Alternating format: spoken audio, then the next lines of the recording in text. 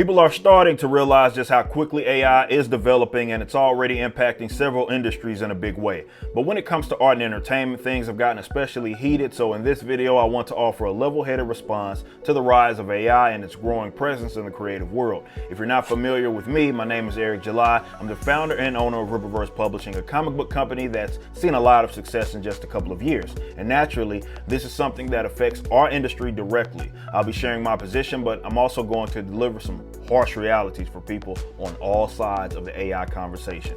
Let's get into it. Now, I do want to be clear about what I'm specifically referring to. I'm not talking about the general use of AI, which has been around for a while and is already baked into a lot of the tools that we use every day. For a lot of folks right now, AI just feels like nothing more than a faster, smarter search engine, and in many ways that's true. But in this conversation, we're specifically talking about generative AI, and that's a whole different thing. Generative AI refers to systems that can create original outputs, images, text, music, based on patterns and data it's been trained on. So when we talk about AI generated art, we're talking about programs that scan millions of existing images and then spits out something new by mimicking those styles, forms, or structures. That's fundamentally different from an artist using a digital tool like Procreate or Photoshop or tracing. Those are just modern brushes, and those are tools that still require an artist's hands, their vision, their skill set, to really bring that to life from scratch. So the key difference here is authorship. With Procreate, the artist is the creator. With generative AI, the artist becomes more like a prompt writer or curator that's directing a machine to produce something based on learned inputs. That shift is what's making so many people uncomfortable and why the conversation around AI and art has become so heated. Now, I know there's an ongoing ethical conversation surrounding this, and it's not without merit. It's no secret that generative AI is trained by scanning and learning from the work of other artists, often without their consent or knowledge, and that alone raises serious concerns, especially when it comes to intellectual property, copyrights, and long-term enforceability of trademark protections. But while that's an important conversation to have, it's also a massive one. So for the purposes of this video, I'm setting that aside, and we'll tackle those issues in a separate discussion. Right now, I want to focus on a different set of concerns and realities that everyone, especially artists, need to hear. When generative AI started to gain traction, a lot of people misread the situation. Some assumed it would never pose a real threat to talented artists. That was a major miscalculation, mainly because they underestimated both how good it would become and how quickly it would get there. This is why I believe graphic designers in particular are facing the most immediate disruption. On the flip side, especially among illustrators, many people severely overestimated how much the broader market actually values artists. And that's a big reason why we're seeing such emotional backlash around AI. This might be the harshest reality of all. If you followed me, you've heard me say this a million times. Artists need to understand business. That starts with accepting this fact. Unless you're a teacher, 99% of your audience is not other artists. Regular customers don't view your work through the same lens that you do. As an artist operating commercially, you're a service provider, a means to an end when it comes to delivering entertainment or storytelling. Now, many are coming to terms with the fact that a lot of customers simply don't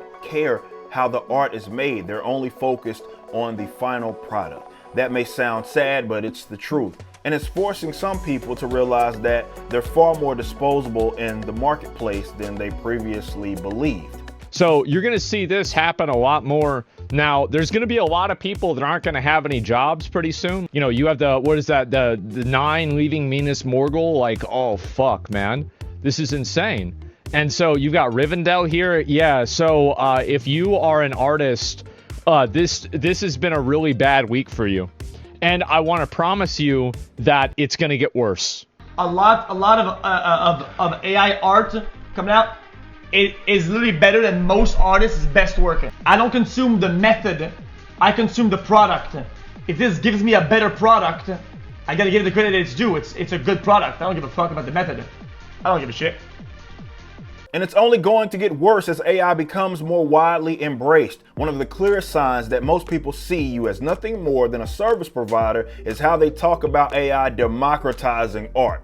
They don't care about your skill set, your years of training, or the craft. To them, AI is just giving them access to something that they used to have to rely on you for, and yelling at them to pick up a pencil and learn to draw isn't going to work. They don't feel shame about it. They don't have to. Now, let's be honest, most people, even fellow artists, didn't care about AI when it was used for memes or YouTube thumbnails. But the commercial application is happening faster than many anticipated. And this isn't just affecting high-level professionals. This is going to hit artists at every level, freelancers, studio veterans, everybody. Before I continue though, let me offer another hard truth for my fellow artists. The world has been trying to bypass you for decades. They tolerated your egos and respected your talent because they had to, because you could produce. Now that there's a tool that might let them bypass you entirely, they'll do it without thinking twice. And many of you didn't help yourselves by walking around like you were God's gift to the world. That attitude is partially why they're eager to move on from you. Now there's this quote going around that AI will create new jobs, especially for people who know how to prompt well, or that the future belongs to artists who embrace AI to enhance their traditional skills. And while that sounds nice on paper, it falls apart when you look at how this tech is evolving. Part of AI getting better means that it becomes less dependent on precise prompting. The whole point is to remove as much human input as possible from the equation. You think the end game is typing 20 lines of detailed instruction? No, it's a casual user typing in a single sentence and getting exactly what they want. So while there may be short-term opportunity for people riding the wave of AI that also have a shred of artistic skill, the idea that prompting itself becomes a specialized long-term career is laughable. It's just another way that folks on the other side are trying to console themselves in the face of this massive disruption. But let's circle back to this idea of democratized art. The truth is, as AI improves, people with rough ideas but no capital are going to default to using it, and they already are. You've probably seen folks openly admit to using AI because they lack money, time, or skill, and even other artists might lean into it for like an indie project.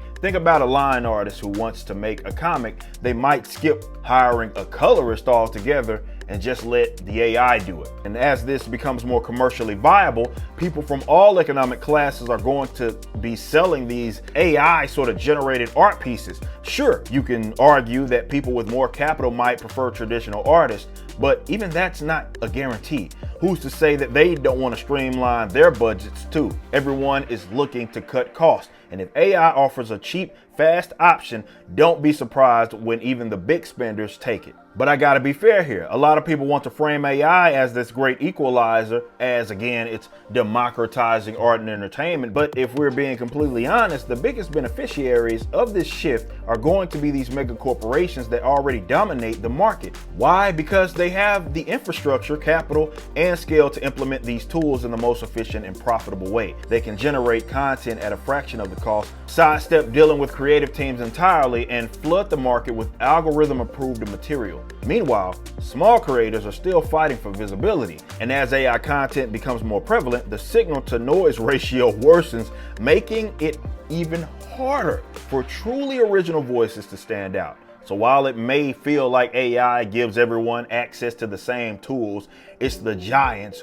who can exploit those tools at scale who are positioned to win the most. They also own these notable IPs. Another hard truth is that many artists are now discovering just how little most people actually care about the creative process, as I alluded to earlier. And part of the blame falls on the artists themselves. For years, inflated egos made some creators feel untouchable, dismissing their audiences, talking down to them, or acting though as their skill alone entitled them to unwavering support. The lack of humility and personal connection has caught up. In a world where people are increasingly detached from how art is made, the process only matters if the person behind it does. If you spent more time becoming personable, sharing your journey, showing appreciation for your audience, or inviting them into your world, maybe more people would actually care that it's you behind the brush instead of an algorithm. Art is still sort of emotional.